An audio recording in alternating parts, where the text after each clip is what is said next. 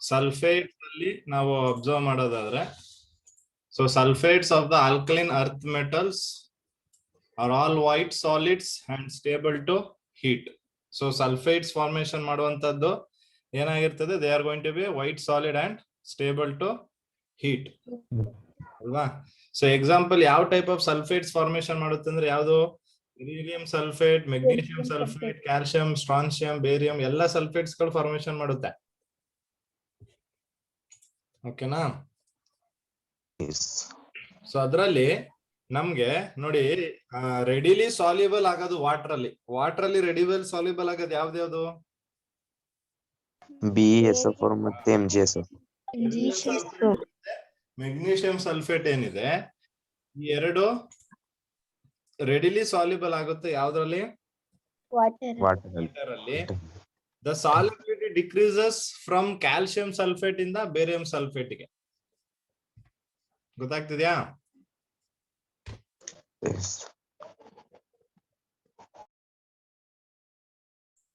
So calcium sulphate ಇಂದ start ಆಗಿ barium sulphate ತನಕ ಸಾಲ್ಯುಬಿಲಿಟಿ ಏನಾಗುತ್ತೆ, ಡಿಕ್ರೀಸ್ ಆಗುತ್ತೆ. ಹಾಗಾದ್ರೆ ಬೇರಿಯಂ ಸಲ್ಫೇಟ್ ವಾಟರ್ ಅಲ್ಲಿ ಡಿಸಾಲ್ವ್ ಮಾಡಿದಾಗ ಏನಾಗುತ್ತೆ, ಸಾಲ್ಯುಬಲ್ ಆಗುತ್ತೆ. ಸಾಲ್ಯುಬಲ್ ಆಗುತ್ತಾ? ಆಗಲ್ಲ. ಸಾಲ್ಯುಬಲ್ ಆಗಲ್ಲ. Barium sulphate least soluble. ಅಂದ್ರೆ ನೀವು ಬೇರಿಯಂ ಸಲ್ಫೇಟ್ ಏನಾದ್ರು ವಾಟರ್ ಹಾಕಿದ್ರೆ ನಿಮ್ಗೆ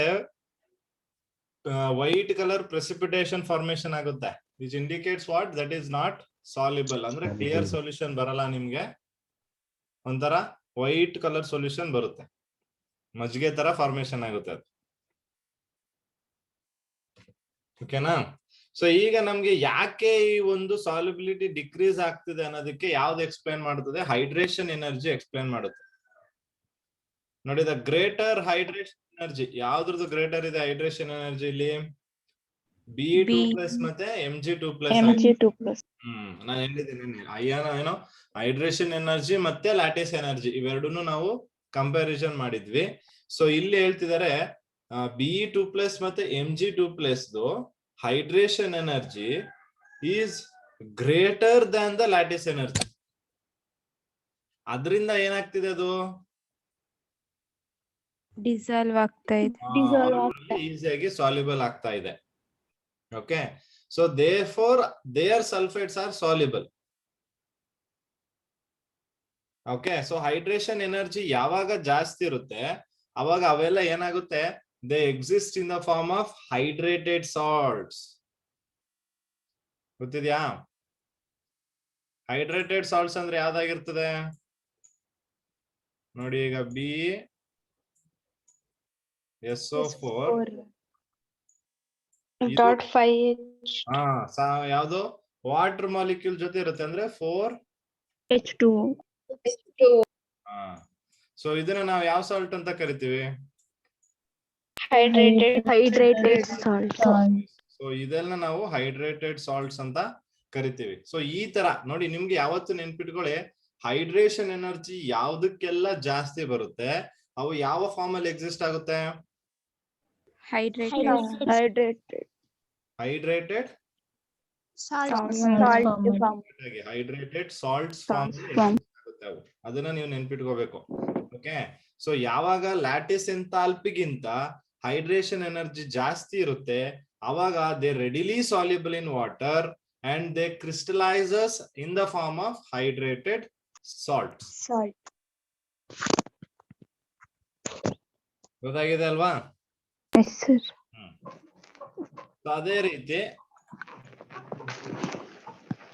ನಾವು ನೈಟ್ರೇಟ್ಸ್ ಗೆ ಹೋದ್ರೆ, ನೈಟ್ರೇಟ್ಸ್ ಅಲ್ಲಿ ನೋಡಿ, nitrates are made by dissolution of carbonates in dilute nitric acid. ಇದು ಇಂಪಾರ್ಟೆಂಟ್ ನಿಮ್ಗೆ.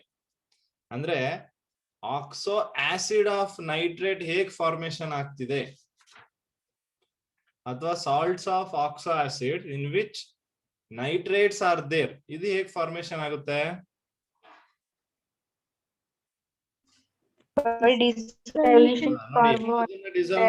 ಕಾರ್ಬೋನೇಟ್ ಅಲ್ವಾ? ಈಗ ನೋಡಿ ಕಾರ್ಬೊನೇಟ್ ಅಂದ್ರೆ ಅದು ಈ ಫಾರ್ಮ್ ಅಲ್ಲಿ ಇದೆ ಅನ್ಕೊಳ್ಳಿ, MCO3. MCO3 ಎಂ ಏನಪ್ಪಾ? ಮೆಟಲ್ ಕಾರ್ಬನ್ ಅಲ್ವಾ? ಇದನ್ನ ಏನ್ ಮಾಡ್ತಿದಾರೆ ಅವರು? ಡಿಸಲ್ಯೂಷನ್ ಯಾವ್ದ್ರಲ್ಲಿ? Dilute HNO3 dissolve ಮಾಡ್ತಾರಲ್ವಾ? HNO3 dissolve ಮಾಡಿದಾಗ ನಿಮ್ಗೆ ಬರುವಂತ ಪ್ರಾಡಕ್ಟ್ ಏನಾಗಿರ್ತದೆ ಇಲ್ಲಿ ಅಂದ್ರೆ, this will be metal nitrate.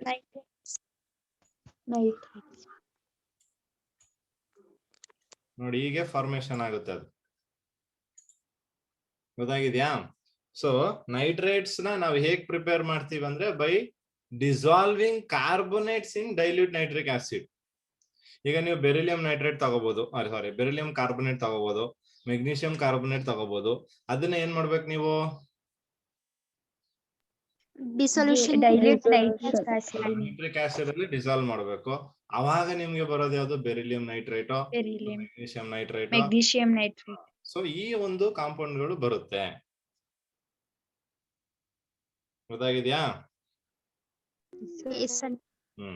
So ಅದೇ ರೀತಿ magnesium nitrate crystallizes with 6 molecules of water, whereas barium nitrate crystallizes as anhydrous salt. ಏನು anhydrous ಅಂದ್ರೆ?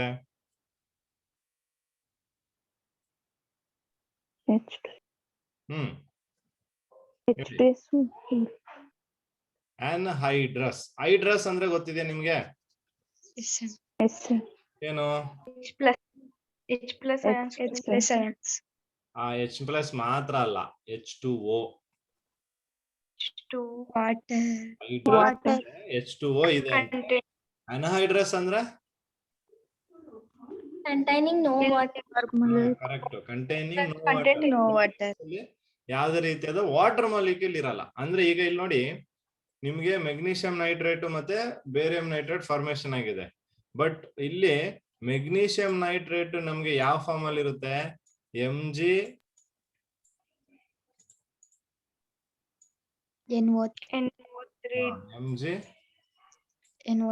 NO3 ಮತ್ತೆ 6H2 ಅಂತ ಹೇಳಿದಾರೆ ನೋಡಿ.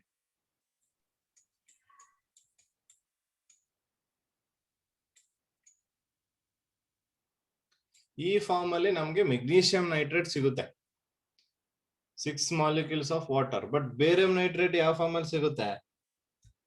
ಸಾರಿ, ಅದು ಬೇರಿಯಂ ನೈಟ್ರೇಟ್ ಅಂದ್ರೆ BaNO3. ಇದು ಹೈಡ್ರೇಷನ್ ಫಾರ್ಮ್ ಇಷ್ಟೇ, BaNO3. ಅನ್ಹೈಡ್ರಸ್, ಯಾವುದೇ ರೀತಿಯಾದ ವಾಟರ್ ಮಾಲಿಕ್ಯೂಲ್ಸ್ ಇರಲ್ಲ. ಓಕೆ, ಅನ್ಹೈಡ್ರಸ್ ಫಾರ್ಮ್ ಅಲ್ಲಿ ಅದು ನಮ್ಗೆ ಅವೈಲೇಬಲ್ ಆಗುತ್ತೆ. BaNO3 ಫಾರ್ಮ್ ಅಲ್ಲಿ ಸಿಗುತ್ತೆ ನಮ್ಗೆ. ಮತ್ತೆ ಈ ಎಲ್ಲಾ ನೈಟ್ರೇಟ್ಸ್ ನ ನೀವು ಡಿಕಂಪೋಸ್ ಮಾಡಿದಾಗ, ಹೀಟ್ ಮಾಡಿ, ಅವೇನ್ ಕೊಡುತ್ತೆ? Oxides like lithium nitrate. ಅಂದ್ರೆ ಇಲ್ಲಿ ಲಿಥಿಯಂ ನೈಟ್ರೇಟ್ ಬರಲ್ಲ ನಮ್ಗೆ. ಆಕ್ಸೈಡ್ಸ್ ಲೈಕ್ ಅಂದ್ರೆ ಲಿಥಿಯಂ ನೈಟ್ರೇಟ್ ಫಾರ್ಮೇಶನ್ ಆಗಿತ್ತಲ್ವಾ ಅಲ್ಲಿ Li3 ಅಲ್ಲ, Li3N. ಸೊ ಆ ತರ ಫಾರ್ಮೇಶನ್ ಆಗುತ್ತೆ ಇಲ್ಲಿ. ನೀವೀಗ ಇಲ್ಲಿ ಎಕ್ಸಾಂಪಲ್ ತಗೊಳ್ಳೋಣ. ಈಗ MnO3 ಇದೆ ನೋಡಿ. ಈ ಒಂದು MnO3 ನ let me take it as MnO3 twice.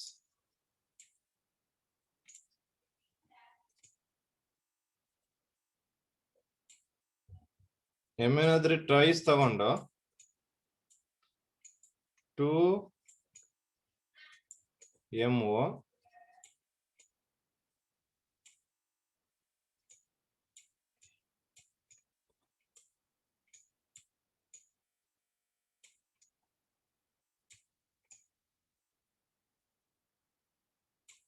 (4NO2)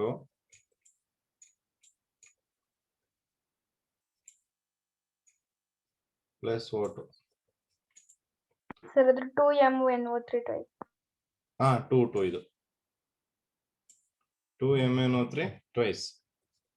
so 2MnO3 twice give rise to 2MO plus 4NO2 plus O2. ಅಂದ್ರೆ ಇಲ್ಲಿ ನಿಮ್ಗೆ ಇದನ್ನ ಡಿಕಂಪೋಸ್ ಮಾಡಿದ್ರೆ ನೈಟ್ರೇಟ್ಸ್ ನ ನೀವು ಏನಾದ್ರು ಹೀಟ್ ಮಾಡಿದ್ರೆ ಅವೇನಾಗುತ್ತೆ decomposes in the form of metal oxide ಮತ್ತೆ ನೈಟ್ರಿಕ್ ಆಕ್ಸೈಡ್.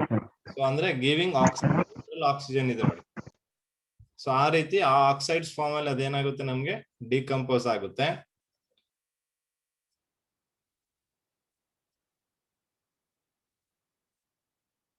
ಓಕೆ, ಸೊ ಹಾಗಾಗಿ ಅದು ನಿಮ್ಗೆ ಹೈಡ್ರೇಟ್ಸ್ ಅಂದ್ರೆ ನೈಟ್ರೇಟ್ಸ್ ಹೀಟ್ ಮಾಡಿದಾಗ ನಿಮ್ಗೆ ಈ ಒಂದು ಕಾಂಪೌಂಡ್ಸ್ ಗಳು ಸಿಗುತ್ತೆ.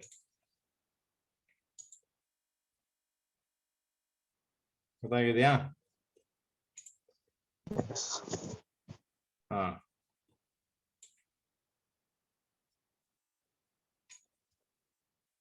ಓಕೆ.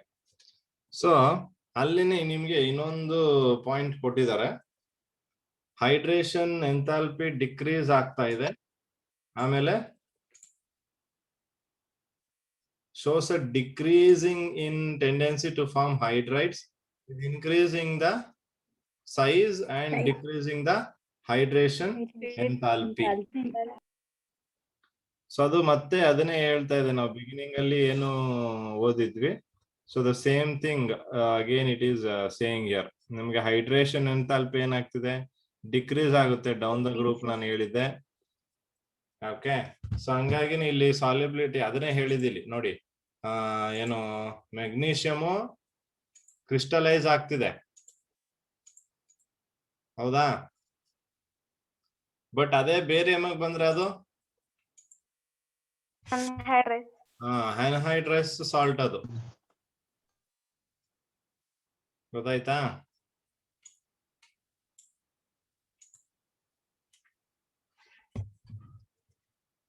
ಕ್ಲಿಯರ್ ಆಯ್ತಾ ಅಲ್ವಾ ಇದು ನೈಟ್ರೈಟ್ಸ್?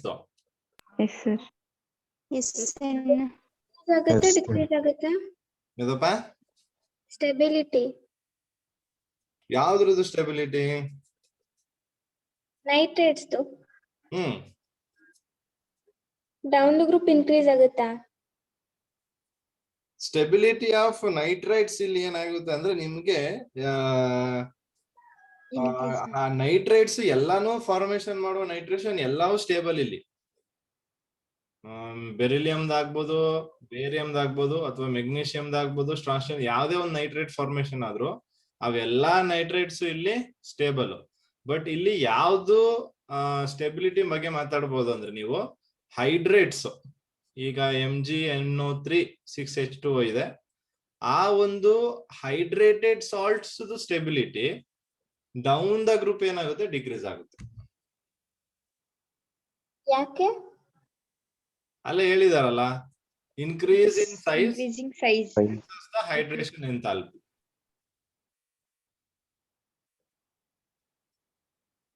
ಸೊ ಹೈಡ್ರೇಷನ್ ಎಂಥಾಲ್ಪಿ ನಿಮ್ಗೆ ಕಮ್ಮಿ ಆಗ್ತಾ ಹೋಗುತ್ತೆ. ಸೊ ಹೈಡ್ರೇಟೆಡ್ ಸಾಲ್ಟ್ಸ್ ಸ್ಟೆಬಿಲಿಟಿ ನಿಮ್ಗೆ ಲೋವರ್ ದ ಗ್ರೂಪ್ ಬೇರಿಯಂ ಏನಿದೆ ಅದು ಹೈಡ್ರೇಟ್ ಸಾಲ್ಟ್ ಫಾರ್ಮೇಶನ್ ಮಾಡಲ್ಲ.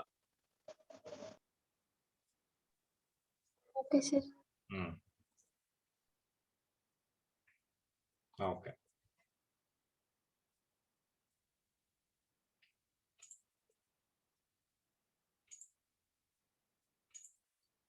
ಸೊ ನೆಕ್ಸ್ಟ್ ನಿಮ್ಗಿರೋದು ಅನಾಮಲಸ್ ಬಿಹೇವಿಯರ್.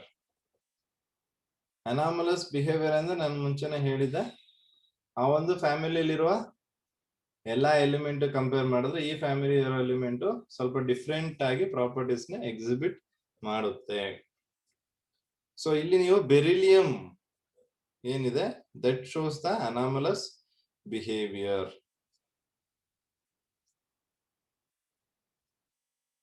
ಸೊ ಬೆರಿಲಿಯಂ ಏನಕ್ಕೆ ಅನಾಮಲಸ್ ಬಿಹೇವಿಯರ್ ತೋರಿಸುತ್ತೆ ಕೇಳ್ತಾರೆ ನಿಮ್ಗೆ.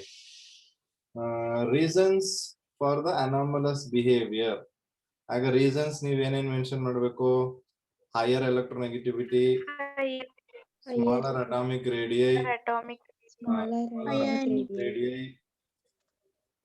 ಅಥವಾ ವೇಕೆಂಟ್ ಡಿ ಆರ್ಬಿಟಲ್, ಅದನ್ನು ಕೂಡ ನೀವು ಬರೀಬಹುದು.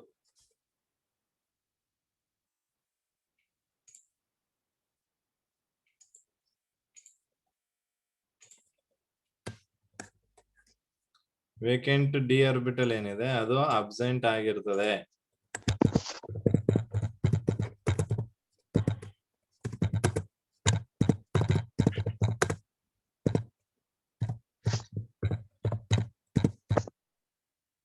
ಓಕೆ, ಸೊ ಈ 4 ರೀಸನ್ ನೀವು ಕೊಡ್ಬೋದು. ಒಂದು ಹೈಯರ್ ಎಲೆಕ್ಟ್ರೋನೆಗೆಟಿವಿಟಿ, ಇನ್ನೊಂದು ಸ್ಮಾಲ್ ಸೈಜ್ ಅಂದ್ರೆ small atomic radius small size ಆಗುತ್ತೆ.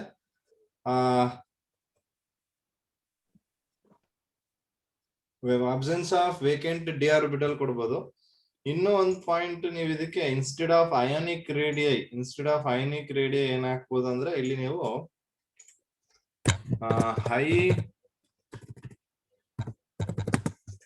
ಅಯೋನೈಸೇಷನ್ ಎನರ್ಜಿ ಅಂತ ಕೊಡಿ. ಸೊ ಇನ್ಸ್ಟೆಡ್ ಆಫ್ ಇದು ಬೇಡ, ಈ ಪಾಯಿಂಟ್ ನಿಮಗೆ ಬೇಡ, ಅವಶ್ಯಕತೆ ಇಲ್ಲ. ಈ ಪಾಯಿಂಟ್ ಬಿಟ್ಬಿಡಿ. ಇನ್ನು ಈ 4 ಪಾಯಿಂಟ್ ತಗೊಳ್ಳಿ. Smaller higher electronegativity, smaller size, absence of electronegativity, vacant d orbital, ಮತ್ತೆ ಹೈ ಎಲೆಕ್ಟ್ರೋ ಅಯೋನೈಸೇಷನ್ ಅಂತಾರೆ.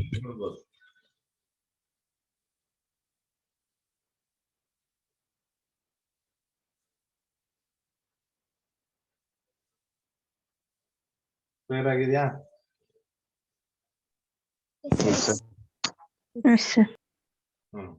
ಸೊ ಇದು ರೀಸನ್ಸ್ ಏನಕ್ಕೆ ಬೆರಿಲಿಯಂ ಅನಾಮಲಸ್ ಬಿಹೇವಿಯರ್ ನ ಎಕ್ಸಿಬಿಟ್ ಮಾಡುತ್ತೆ ಅಂತ.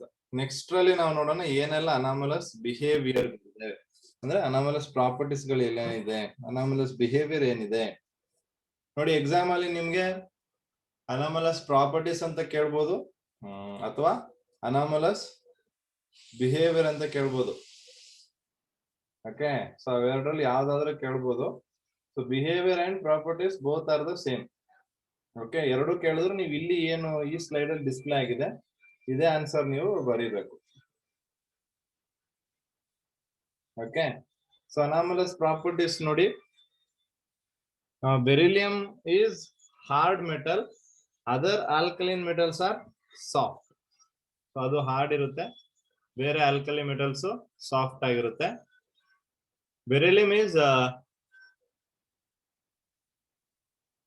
least metallic least because they form covalent compounds. ನಾವು ಅದನ್ನ ಮುಂಚೆನೆ ಓದಿದೀವಿ. ಬೆರಿಲಿಯಂ ಏನ್ ಮಾಡುತ್ತೆ, ಕೋವಲೆಂಟ್ ಕಾಂಪೌಂಡ್ಸ್ ನ ಫಾರ್ಮೇಶನ್ ಮಾಡುತ್ತೆ ಅಂತ ಮುಂಚೆನೆ ಓದಿದೀವಿ. ಸೊ ಹಾಗಾಗಿ ಬೆರಿಲಿಯಂ ಲೀಸ್ಟ್ ಮೆಟಾಲಿಕ್ ಕ್ಯಾರೆಕ್ಟರ್ ಇರುತ್ತೆ. ಅದ್ರ ಜೊತೆಗೆ they forms covalent compound. So covalent compound formation ಮಾಡುವಂತದ್ದು ಏನಾಗಿರ್ತವೆ, ನಾನ್ ಮೆಟಲ್ಸ್ ಆಗಿರ್ತದೆ. ಸೊ ಹಾಗಾಗಿ ಅದರಲ್ಲಿ ಮೆಟಾಲಿಕ್ ಕ್ಯಾರೆಕ್ಟರ್ ಕಮ್ಮಿ. ಸೊ ಆಮೇಲೆ ಈಸಿಲಿ ಹೈಡ್ರೋಲೈಸ್ಡ್ ಅಂತ ಹೇಳಿದ್ದಾರೆ. ಹೌದು, down the group hydration energy decrease ಆಗುತ್ತೆ, ಬಟ್ ಅಟ್ ದ ಬಿಗಿನಿಂಗ್ ಅಲ್ಲಿ ಇರುವಂತದ್ರಲ್ಲಿ ಹೈಡ್ರೇಷನ್ ಎನರ್ಜಿ ಜಾಸ್ತಿ ಇರೋದ್ರಿಂದ they can be easily hydrolysed. Melting point, boiling point, ionisation energy highest of all the alkaline earth metals. Already ಮುಂಚೆನೆ ಹೇಳ್ಬಿಟ್ಟಿದೀವಿ hard metal ಅಂತ. So ಹಾಗಾಗಿ melting point, boiling point ಎಲ್ಲ ಏನಾಗಿರ್ತದೆ ಇಲ್ಲಿ ನಮ್ಗೆ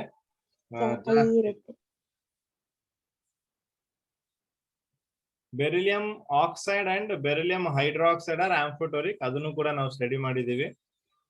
ಬೆರಿಲಿಯಂ ಆಕ್ಸೈಡ್ ಮತ್ತೆ ಬೆರಿಲಿಯಂ ಹೈಡ್ರಾಕ್ಸೈಡ್ ಎರಡು ಆಂಫೋಟೋರಿಕ್ ಇನ್ ನೇಚರ್ ಆಗಿರುತ್ತೆ ಅಂತ. ಮತ್ತೆ ಬೇರೆ ಎಲ್ಲ ಆಕ್ಸೈಡ್ಸ್ಗಳು, ಬೆರಿಲಿಯಂ ಆಕ್ಸೈಡ್ ಬಿಟ್ಟು magnesium oxide, strontium oxide, barium oxide ಇವೆಲ್ಲ ಏನಿದೆ ಅವೆಲ್ಲ ಬೇಸಿಕ್ ಇನ್ ನೇಚರ್ ಆಗಿರುತ್ತದೆ. ಅದೇ ರೀತಿ ಬೆರಿಲಿಯಂ ಹೈಡ್ರಾಕ್ಸೈಡ್ ಬಿಟ್ಟು magnesium hydroxide, calcium hydroxide, strontium hydroxide ಇವೆಲ್ಲ ಏನಾಗಿರ್ತದೆ, ಬೇಸಿಕ್ ಇನ್ ನೇಚರ್ ಆಗಿರುತ್ತೆ. Beryllium does not liberate H2 from HCl or H2SO4 solution. ಯಾಕೆಂದ್ರೆ ಅದು ಲೀಸ್ಟ್ ಮೆಟಾಲಿಕ್ ಕ್ಯಾರೆಕ್ಟರ್ ಇರೋದ್ರಿಂದ they cannot liberate H2 gas. Okay, so ನಾವು ಇದನ್ನು ಕೂಡ ರೆಡಾಕ್ಸ್ ರಿಯಾಕ್ಷನ್ ಅಲ್ಲಿ ಓದಿದೀವಿ. Reduction, standard reduction potential basis ಮೇಲೆ ಹೇಳ್ತೀವಿ. ಈಗ ನೋಡಿ, ಐರನ್ ಅಥವಾ zinc, if you take zinc can liberate hydrogen gas from the acid solution, but copper cannot liberate the hydrogen gas. ಯಾಕೆಂದ್ರೆ ಕಾಪರ್ದು SRP ವ್ಯಾಲ್ಯೂ ಜಾಸ್ತಿ ಇರುತ್ತೆ, ಸ್ಟ್ಯಾಂಡರ್ಡ್ ರಿಡಕ್ಷನ್ ಪೊಟೆನ್ಶಿಯಲ್ ವ್ಯಾಲ್ಯೂ. ಇದ್ರದ್ದು ಜಿಂಕ್ದು ಕಮ್ಮಿ ಇರುತ್ತೆ. ಸೊ ಹಾಗಾಗಿ ಇಲ್ಲೂ ಕೂಡ ಬೆರಿಲಿಯಂ ಮೆಟಲ್ದು SRP ಜಾಸ್ತಿ ಇರೋದ್ರಿಂದ ಅದು ಏನ್ ಮಾಡಕ್ಕಾಗಲ್ಲ, it cannot liberate H2 gas. Okay, but ಬೇರೆ ಎಲ್ಲ ಆಲ್ಕಲಿ ಅರ್ತ್ ಮೆಟಲ್ಸ್ ಏನ್ ಮಾಡ್ಬೋದು, H2 ಗ್ಯಾಸ್ ನ ಲಿಬರೇಟ್ ಮಾಡ್ತೀನಿ. ಅದೇ ರೀತಿ ನೆಕ್ಸ್ಟ್ ಬಂದ್ರೆ beryllium does not show coordination number more than 4. Okay, so does not exhibit coordination number more than 4. ಯಾಕೆ ಅಂದ್ರೆ ಅದ್ರದ್ದು valence shell is not extended, ಅಂದ್ರೆ ಡಿ ಆರ್ಬಿಟಲ್ಸ್ ಇರಲ್ಲ. ಓಕೆ, ಸೊ ಡಿ ಆರ್ಬಿಟಲ್ಸ್ ಇಲ್ಲದೆ ಇರೋದ್ರಿಂದ ಅದನ್ನ ಎಕ್ಸ್ಟೆಂಡ್ ಮಾಡಕ್ಕಾಗಲ್ಲ, ಸೊ ಅದು ಆಬ್ಸೆಂಟ್. ಸೊ ಏನು ಕೋಆರ್ಡಿನೇಷನ್ ನಂಬರ್ ಅಂದ್ರೆ, coordination number is nothing but ಒಂದು ಮೆಟಲ್ ಎಷ್ಟು ಲಿಗ್ಯಾಂಡ್ಗಳ ಜೊತೆ ಬಾಂಡಿಂಗ್ ಮಾಡ್ಬೋದು ಅಂತ. ಒಂದು ಮೆಟಲ್ ಎಷ್ಟು ಲಿಗ್ಯಾಂಡ್ಗಳ ಜೊತೆ ಬಾಂಡಿಂಗ್ ಮಾಡ್ಬೋದು. ಈ ಕೋಆರ್ಡಿನೇಷನ್ ಕಾಂಪ್ಲೆಕ್ಸ್ ಕಾಂಪೌಂಡ್ಸ್ ಅಂತ ಏನ್ ಕರಿತೀವಿ ನಾವು, ಅಥವಾ ಕೋಆರ್ಡಿನೇಷನ್ ಕಾಂಪೌಂಡ್ಸ್ ಅಂತ ಏನ್ ಕರಿತೀವಿ, ಈ ಕೋಆರ್ಡಿನೇಷನ್ ಕಾಂಪೌಂಡ್ಸ್ ಎಲ್ಲದರಲ್ಲೂ ಮೆಟಲ್ ಮತ್ತೆ ಲಿಗ್ಯಾಂಡ್ ಇರುತ್ತೆ. ಲಿಗ್ಯಾಂಡ್ ಅಂದ್ರೆ which donates a pair of electrons. Ligand are the species which donates a pair of electron. ಇದು ನಿಮ್ಗೆ ನೆಕ್ಸ್ಟ್ ಇಯರ್ ಅಲ್ಲಿ, ಸೆಕೆಂಡ್ ಇಯರ್ ಅಲ್ಲಿ, ಐ ಮೀನ್ ಸೆಕೆಂಡ್ ಇಯರ್ ಬಂದಾಗ ಅಲ್ಲಿ ಕೋಆರ್ಡಿನೇಷನ್ ಕೆಮಿಸ್ಟ್ರಿ ಅಂತಾನೆ ಒಂದು ಚಾಪ್ಟರ್ ಇದೆ. ಸೊ ಅಲ್ಲಿ ನಿಮ್ಗೆ ಈ ಒಂದು ಕೋಆರ್ಡಿನೇಷನ್ ನಂಬರ್ ಅಂದ್ರೇನು, ಮೆಟಲ್ ಲಿಗ್ಯಾಂಡ್ ಅಂದ್ರೇನು ಎಲ್ಲ ಇನ್ನೂ ಡೆಪ್ತ್ ಆಗಿ ಎಕ್ಸ್ಪ್ಲೇನ್ ಮಾಡ್ತೀನಿ. But as of now, what you people need to know is coordination number is nothing but a metal attached to number of ligands. So ಈಗ ಮೆಟಲ್ 2 ಲಿಗ್ಯಾಂಡ್ ಅಟ್ಯಾಚ್ ಆಗಿದ್ರೆ coordination number 2. Metal 5 ligand attach ಆಗಿದ್ರೆ coordination number 5 ಇರುತ್ತೆ. So ಹಾಗಾಗಿ ಇಲ್ಲಿ ಬೆರಿಲಿಯಂದು valence shell ತುಂಬಾ ಚಿಕ್ಕದಿರೋದ್ರಿಂದ, ಚಿಕ್ಕದು ಅಂದ್ರೆ ಅದರಲ್ಲಿ ವೇಕೆಂಟ್ ಡಿ ಆರ್ಬಿಟಲ್ ಇಲ್ಲದೆ ಇರೋದ್ರಿಂದ ಇದ್ರದ್ದು ಕೋಆರ್ಡಿನೇಷನ್ ನಂಬರ್ 4ಕ್ಕಿಂತ ಜಾಸ್ತಿ ಹೋಗಕ್ಕೆ ಸಾಧ್ಯ ಇರೋದಿಲ್ಲ. ಅಂದ್ರೆ ಇಟ್ ಕೆನಾಟ್ ಎಕ್ಸ್ಟೆಂಡ್ ಇಟ್ಸ್ ಕೋವ್ಯಾಲೆನ್ಸಿ ಅಂತ ನಾವು ಕರಿತೀವಿ. ಸೊ ವೇಕೆಂಟ್ ಡಿ ಆರ್ಬಿಟಲ್ ಇದ್ದಿದ್ರೆ ಅದು 4ಕ್ಕಿಂತ ಜಾಸ್ತಿ ಹೋಗ್ಬೋದಿತ್ತು. ಸೊ ಅದು ಇಲ್ಲದೆ ಇರೋದ್ರಿಂದ ಅದು ರಿಸ್ಟ್ರಿಕ್ಟೆಡ್ ಓನ್ಲಿ ಟು 4. ಗೊತ್ತಾಗಿದ್ಯಾ? ಓಕೆ, ಸೊ ಇದಿಷ್ಟು ಅನಾಮಲಸ್ ಬಿಹೇವಿಯರ್ ಅಥವಾ ಪ್ರಾಪರ್ಟೀಸ್ ಆಫ್ ಬೆರಿಲಿಯಂ ಏನಿದೆ ಅದು. ನೆಕ್ಸ್ಟ್ ಇದರಲ್ಲಿ ನಮ್ಗೆ ಲಾಸ್ಟ್ ಪ್ರೀವಿಯಸ್ ಅಲ್ಲಿ ನಾವು ಆಲ್ಕಲಿ ಮೆಟಲ್ಸ್ ಅಲ್ಲಿ ಏನು ಡಯಾಗ್ನಲ್ ರಿಲೇಶನ್ಶಿಪ್ ಓದಿದ್ವಿ, ಅದೇ ರೀತಿ ಇಲ್ಲೂ ಕೂಡ ನಮ್ಗೆ ಡಯಾಗ್ನಲ್ ರಿಲೇಶನ್ಶಿಪ್ ಇದೆ. So that is the similarities between lithium magnesium ಆಗಿದೆ ಅಲ್ವಾ? So similarities here between beryllium and aluminium. Aluminium ಮತ್ತೆ ಬೆರಿಲಿಯಂದು similarities just check.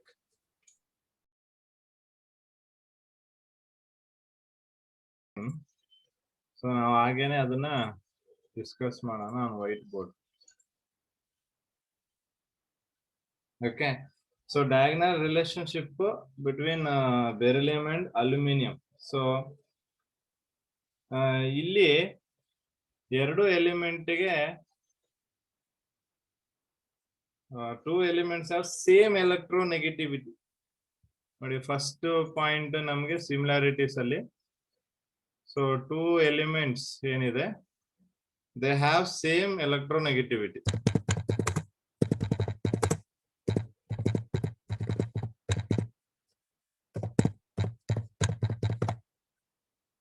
Okay, so ಎರಡಕ್ಕೂ ಎಲೆಕ್ಟ್ರೋನೆಗೆಟಿವಿಟಿ ಸೇಮ್ ಇದೆ.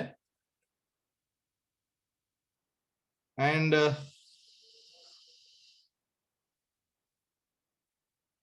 ಸೊ 2 ಮೆಟಲ್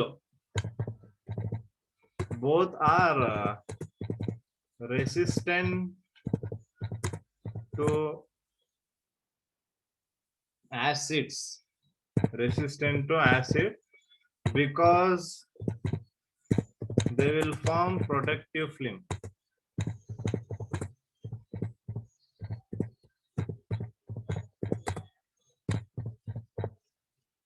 ಸೊ ಇದು ಇನ್ನು ಬೆರಿಲಿಯಂ ಕೂಡ ಪ್ರೊಟೆಕ್ಟಿವ್ ಫಿಲ್ಮ್ ಫಾರ್ಮೇಶನ್ ಮಾಡುತ್ತೆ, ಅದ್ರ ಬಗ್ಗೆ ಹೇಳಿದ್ದೀನಿ ನಾನು. ಅದೇ ರೀತಿ ಇಲ್ಲಿ ಅಲ್ಯೂಮಿನಿಯಂ ಕೂಡ ಏನ್ ಮಾಡುತ್ತೆ, ಪ್ರೊಟೆಕ್ಟಿವ್ ಫಿಲ್ಮ್ ಮಾಡುತ್ತೆ. ಸೊ ಹಾಗಾಗಿ ಇವೆರಡು ಕೂಡ ಆಸಿಡ್ ಗೆ ಈಸಿಯಾಗಿ ರಿಯಾಕ್ಟ್ ಆಗಲ್ಲ.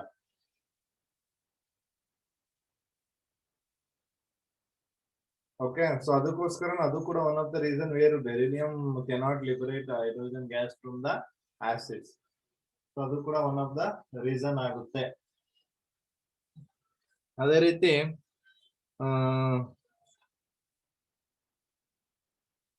ಎರಡು ಮೆಟಲ್ ಕೂಡ ಆಲ್ಕಲಿ ಸೊಲ್ಯೂಷನ್ ಜೊತೆ ರಿಯಾಕ್ಟ್ ಮಾಡಿದಾಗ, ಸ್ಟ್ರಾಂಗ್ ಆಲ್ಕಲಿಸ್ ಜೊತೆ ರಿಯಾಕ್ಟ್ ಮಾಡಿದಾಗ ದೇ ಫಾರ್ಮ್ ಸಾಲ್ಯುಬಲ್ ಕಾಂಪ್ಲೆಕ್ಸಸ್. ಎರಡು ಕೂಡ ಏನ್ ಮಾಡುತ್ತೆ, ದೇ ಫಾರ್ಮ್ ಕಾಂಪ್ಲೆಕ್ಸ್ ಫಾರ್ಮೇಶನ್ ಮಾಡುತ್ತೆ, ಕಾಂಪ್ಲೆಕ್ಸ್ ಕಾಂಪೌಂಡ್ ನ ಫಾರ್ಮೇಶನ್ ಮಾಡುತ್ತೆ. ಒಂದು ಬೆರಿಲಿಯೇಟ್,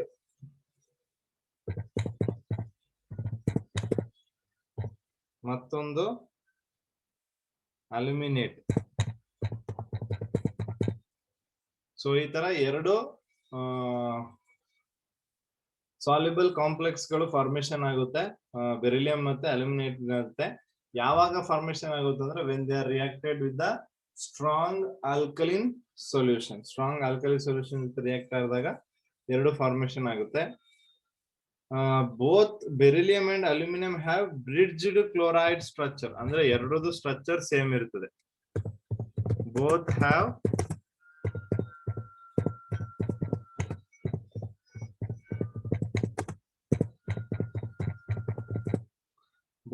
bridged chloride structure in vapor phase.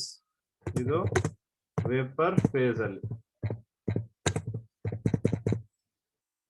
Okay, so they both have bridged chloride structure.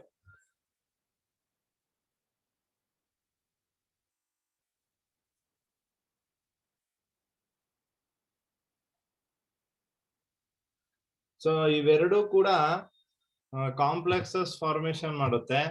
ವೆರಾಸ್ beryllium forms tetrahedral complex.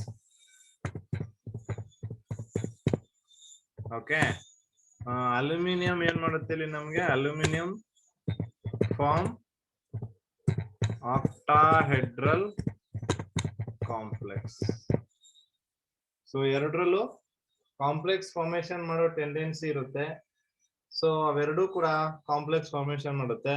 Beryllium tetrahedral ಮಾಡಿದ್ರೆ aluminium octahedral complex formation ಮಾಡುತ್ತೆ. So ಇದಿಷ್ಟು similarities between beryllium ಮತ್ತೆ aluminium. So ಇವೆರಡರ ಮಧ್ಯೆ ಇರುವಂತಹ similarities ಇವೆರಡು ಆಗಿರ್ತದೆ. ಅರ್ಥ ಆಗಿದ್ಯಾ? Yes, sir. As in lithium and magnesium, so ಇಲ್ಲೂ ಕೂಡ ಬೆರಿಲಿಯಂ ಮತ್ತೆ ಅಲ್ಯೂಮಿನಿಯಂ ಮಧ್ಯೆ ಇರುವಂತಹ similarities, that is the diagonal relationship.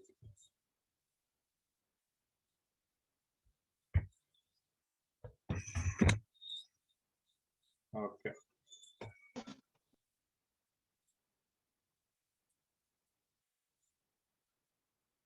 So ಇದಿಷ್ಟು ನಿಮ್ಗೆ ಎಸ್ ಬ್ಲಾಕ್ ಎಲಿಮೆಂಟ್ಸ್ ಅಲ್ಲಿ ಇರುವಂತದ್ದು.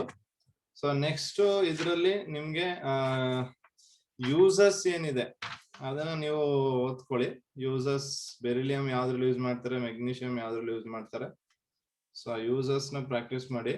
ಇನ್ನು compounds of some important compounds of alkaline earth metals ಏನಿದೆ ಅದು ಡಿಲೀಟ್ ಆಗಿದೆ ನಿಮ್ಗೆ, ಹೌದಾ? Yes, sir. Yes, sir. Biological importance of magnesium, calcium ಇದೆಲ್ಲ ಒಟ್ಟು ನಿಮ್ಗೆ ಡಿಲೀಟ್ ಆಗಿರುವಂತದ್ದು. ಸೊ ಅಲ್ಲಿಗೆ ನಿಮ್ಗೆ ಈ ಚಾಪ್ಟರ್ ಕಂಪ್ಲೀಟ್ ಆಗುತ್ತೆ ಕಣ್ರಪ್ಪ. ಗೊತ್ತಾಗಿದ್ಯಾ? Yes. So we have one small video, we'll go through that video once.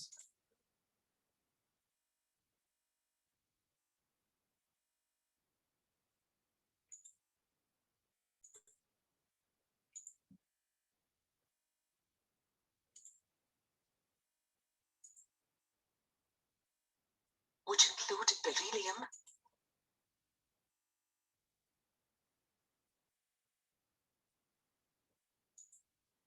magnesium metals. The alkali earth metals, which include beryllium, magnesium, calcium, strontium, barium, and radium, are found in group 2 of the periodic table. They all have 2 valence electrons. The alkali earth metals are not found as pure elements in nature, only in compounds. These elements, with the exception of beryllium, are known as alkaline earth metals. These are so called because their oxides and hydroxides are alkaline in nature, and these metal oxides are found in the Earth's crust. The most abundant elements in group 2 are calcium and magnesium. They are the 5th and 6th most abundant elements in the Earth's crust. The other group 2 metals are significantly rarer in nature. Oxide compounds of group 2 elements are found in the Earth's crust. The alkali earth metals have similar properties because of their related electron configurations. Since they all have 2 valence electrons, they form cations with a charge of +2. Shown here are the electron configurations of 4 alkali earth metals. Notice how they all end as S2, showing those 2 valence electrons. The similarities in the electron configurations are even more apparent when written in noble gas notation. They all end as Ns2, where N is the highest occupied electron energy level. Because of their 2 valence electrons, all the group 2 metals form cations with +2 charges. By losing the 2 outermost electrons, they form cations that are isoelectronic with the nearest noble gas. Let's go on and review the periodic trends as they relate to the alkali earth metals.